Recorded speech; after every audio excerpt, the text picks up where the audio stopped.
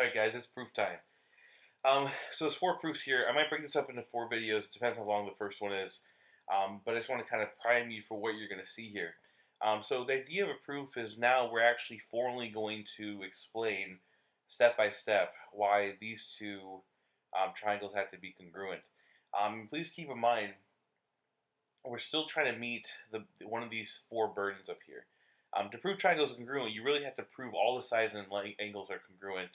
Excuse me, all the corresponding sides and angles are congruent, which normally is six things. But since we kind of established that there is some shortcutting here, that you can actually just show maybe three pieces of information if they're the right three pieces of information, that's really what we're gunning for. So just like these problems up here, we're going to first evaluate what we've been given and decide like what the best path is, and then we're going to choose kind of a format of the proof and then actually construct it from the top down. Okay, so let's get into it. So we're given that AB and CD are going to be parallel. They're actually already marked in the diagram. It's these chevrons right here. They're marked as arrows, but they mean parallel, which means the top and bottom lines are parallel. Now we're also told that we have that side. So that's our two given. So one was actually stated, one was in the diagram, but we do have two givens. So we don't really have much to work on except for a side. So we have to do a little work here on our diagram before we come close to any of the four conditions. And again, the four conditions to which I'm referring are going to be like side, side, side, side, angle, side, angle, and angle, angle, side. So we're going to meet one of those four conditions in this pair of triangles. This is probably one of the most common proofs that you'll see. You see that every level, every time you talk about proofs, this kind of thing is going to be there. So let's just jump in. So the one thing I notice is that I do have this reflexive line in the middle, which is really good because now I actually have two sides. So this is going to be reflexive. I'm going to write reflexive here. So I do have two sides. So that tells me I'm probably not going to use these two because those only require one side and I already have two. So I have to make some choices here. I'm either going to try to find the third side to determine the third side is congruent, or I'm trying to find the angle in between the two sides to be congruent. So let's see if SSS, we'll see if we can even pull that off. So I'm looking at the side on the left and the side on the right. I don't really see a way to prove congruency here. If there are right triangles, I can maybe use like Pythagorean theorem, but we don't know these are right. They're just sides on the left and right. So even though I may have a strong feeling those are going to be congruent, I don't have any way to justify me saying so. Like if I flip through that packet we put together in class the other day, I don't see anything that just says like this side is congruent to this side because I want it to be, or because of the information I currently have. So that's really a dead end for us. So our only hope is to use side angle side, which means again if you're looking at the lettering and understand the order does matter, this basically means that I need to find the angle in between the two sides. So I'm gonna highlight this temporarily. So if I'm looking at this triangle right here, what that means is I have to find this angle to be congruent to the angle down here. And that's what I'm gunning for. So let's see if we can do that. The one given we haven't used is the fact that they're parallel, and I think that's going to be the key for us. So let me try to explain what I mean. If I consider this line, and this line through the middle, I have something that I could totally use. I'm going to pull these lines off, at least I'm going to attempt to, and pull them to the right so it's a little more clean. And you might catch on to what I'm going for. So these three lines that I've highlighted, I'm just going to pull off to the right here so we can talk about them in isolation, and hopefully you'll see what's going on. The top and bottom we know are parallel. That was part of our given. And we have this red line going through them. Well, if you look through your packet, you'll recall that there is a set of four different theorems that have to do with two lines cut by a transversal, two parallel lines cut by a transversal, and in particular, one called the alternate interior angle theorem. Alternate interior angle theorems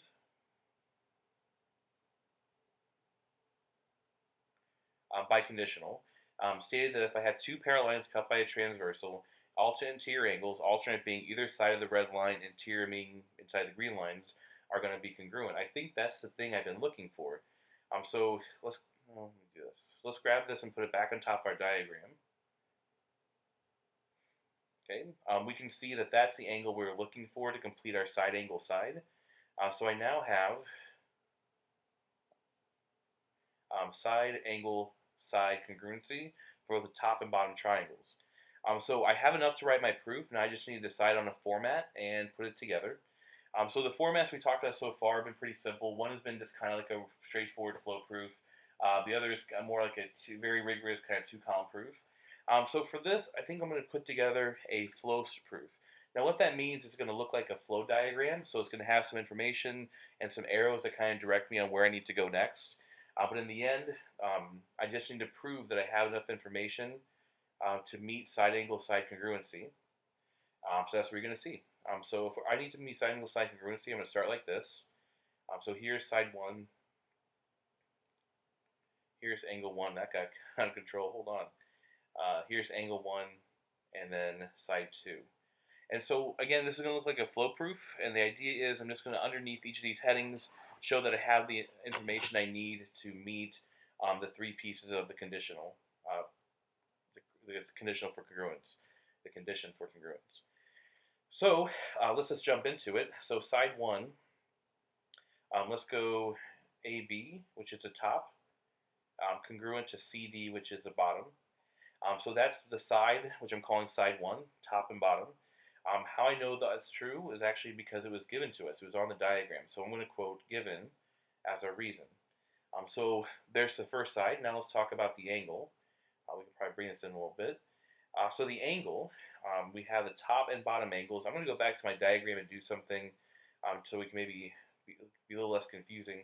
I'm going to rename this angle 1 and rename this angle 2. Like, that's totally legit. You can name angles as you want to. So I can definitely claim angle 1 is congruent to angle 2. How I know that? Well, if you look at the two green lines which are parallel cut by the red transversal, this is going to be because of the alternate interior angle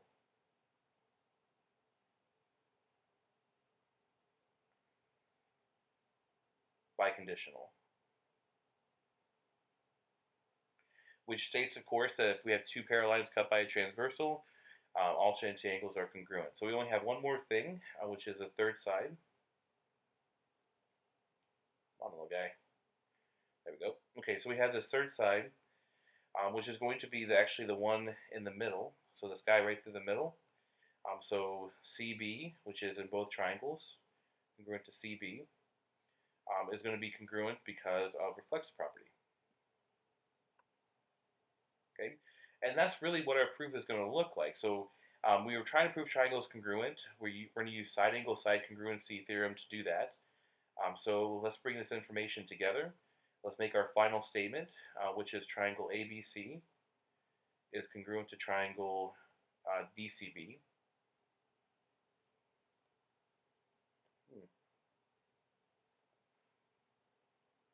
And that's going to be because of, and again, we can look right here, side angle side triangle congruency theorem. And we are done with this proof. So this is one way a proof could look. This is definitely going to be like a flow proof. This is not going to be appeal to everyone just because like it's not a very straightforward way to write a proof, but it certainly has all the pieces we need. We're showing we're meeting the condition. Everything is justified because it has a reason. And we then have our final proofing statement at the very bottom, our final congruency statement. So the next one we're going to write, I'll write in a completely different format just so you guys get a sense of how they look. I'll do this one in the same video, then I'll cut it off and do the second one, or third and fourth ones in a separate video. So again, let's do the same kind of analysis. Let's look at just what we've been given and see if we can even determine congruency.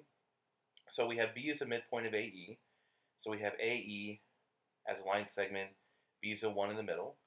So again, this is not one that we listed out, but this is a demonstration, whereas if you know what the midpoint means, then you can quote it as a definition.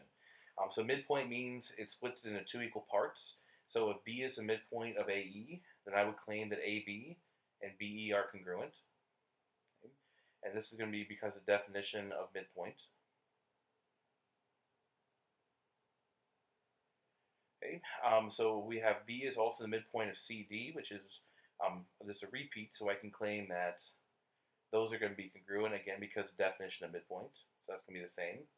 And we need to prove the triangles are congruent. Well, again, look what we've been given. We now have two sides in both triangles. So we're probably going to use either side, side, side, or side, angle, side again. Up here, we end up using side, angle, side. I don't know if that will work here, but let's first at least test for side, side, side. So if we're to use side, side, side, that means our outer sides have to be the same, AD and CE. I mean, they look like they're gonna be, but I don't really have a good reason why they should be. So I can't claim it. So this is really going to be another dead end for us. So let's look to SAS. So SAS again points to the angle being in the middle of the two side lengths, which means that these two have to be congruent for this to actually turn out to be true. However, if you look, this is two angles that occur at the intersection, this guy and this guy.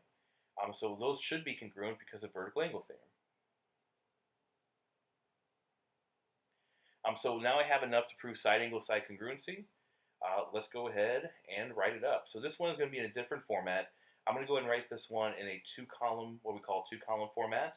So unlike the flow proof where all the pieces are just kind of floating out there, then I bring them back together much in a flow style, this one's going to have everything straightforward. So on the left, we'll record our statements. And on the right, we'll record our justifications. Now you can write this one like the top one. This just gives you another option how you can write it. But in the end, we're still going to meet side angle side congruency theorem. And so let's just start listing them one piece at a time. So let's just pick a side angle or side. I'm going to go with AB and BE. Let's color code a little better. So AB congruent to BE. Now the reason we know that is not because it was given. It was given that B is a midpoint, and from the midpoint we glean that it had to be something more. So I would say the justification for these two being congruent would actually just be the definition of midpoint.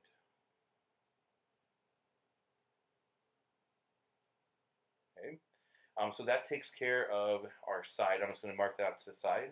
That's side one. Let's move on to our angle. So we have here the two angles. Now in the previous example, I numbered the angles. Here I'm not gonna.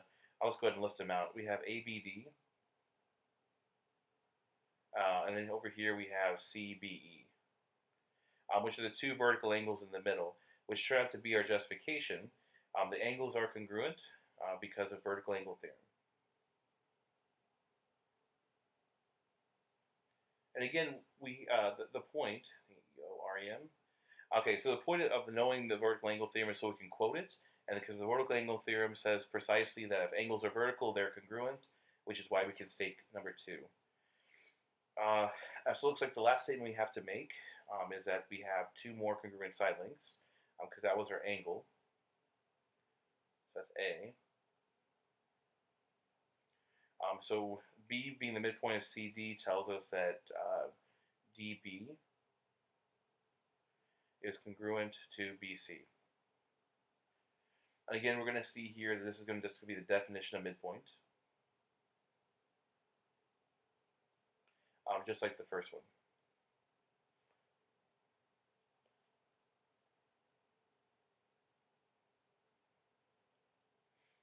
Okay, so that's going to be our third side. So we've met side angle side congruency. I was marking on the side.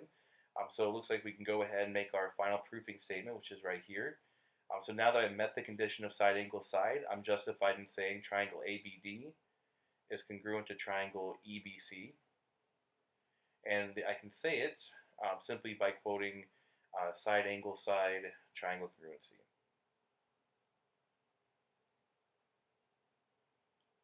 Okay, so I'll stop the video there because it's already getting kind of long.